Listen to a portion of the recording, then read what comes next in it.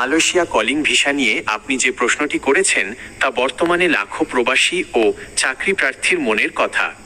2026 সালের মে মাসের বর্তমান পরিস্থিতি এবং মালয়েশিয়া ও বাংলাদেশ সরকারের সাম্প্রতিক আলোচনার ভিত্তিতে বাস্তব চিত্রটি নিচে তুলে ধরা হলো।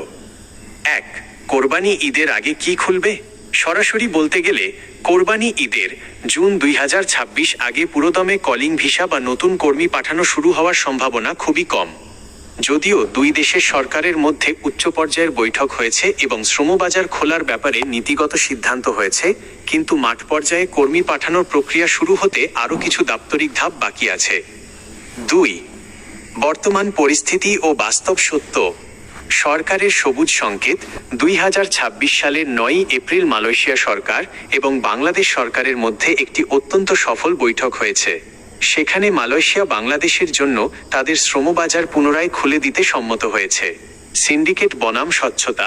আগের অভিজ্ঞতার কারণে এবার দুই দেশই সিন্ডিকেট মুক্ত এবং স্বচ্ছ নিয়োগ প্রক্রিয়ার ওপর জোর দিচ্ছে। মালয়েশিয়া সরকার একটি এআই ভিত্তিক কৃত্রিম বুদ্ধিমত্তা নতুন নিয়োগ পদ্ধতি চালু করতে যাচ্ছে, যাতে দালালের দৌরাত্ম্য কমানো যায়।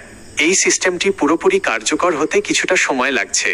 কর্মী সংখ্যা। প্রবাসী কল্যাণ উপদেষ্টা আসিফ নজরুলের তথ্যমতে 2026 সালে মালয়েশিয়া খুব বেশি হলে 30,000 থেকে 40,000 নতুন কর্মী নিতে পারে।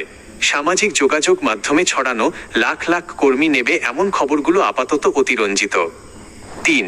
নিয়োগ প্রক্রিয়ায় পরিবর্তন। এবার একটি বড় পরিবর্তন আসছে এমপ্লয়ার পে মডেল, অর্থাৎ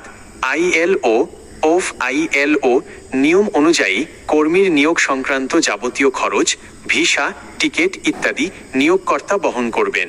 এতে অভিবাসন ব্যয় অনেক কমে আসবে বলে আশা করা হচ্ছে। 4. প্রবাসীদের জন্য জরুরি পরামর্শ। দালাল থেকে সাবধান। যেহেতু বাজার খোলার ঘোষণা এসেছে, তাই অনেক দালাল বা অসাধু এজেন্ট এখনই টাকা পয়সা লেনদেনের কথা বলতে পারে। সরকারিভাবে নির্দিষ্ট এজেন্সি বা বিএমইটি থেকে ঘোষণা না আসা পর্যন্ত কাউকে অগ্রিম টাকা দেবেন না।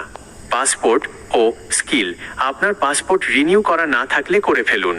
এছাড়া মালয়েশিয়ার শ্রমবাজার এখন দক্ষ স্কিল্ড শ্রমিকের দিকে ঝুঁকছে, তাই কোনো কারিগরি দক্ষতা থাকলে তা আপনার জন্য সহায়ক হবে।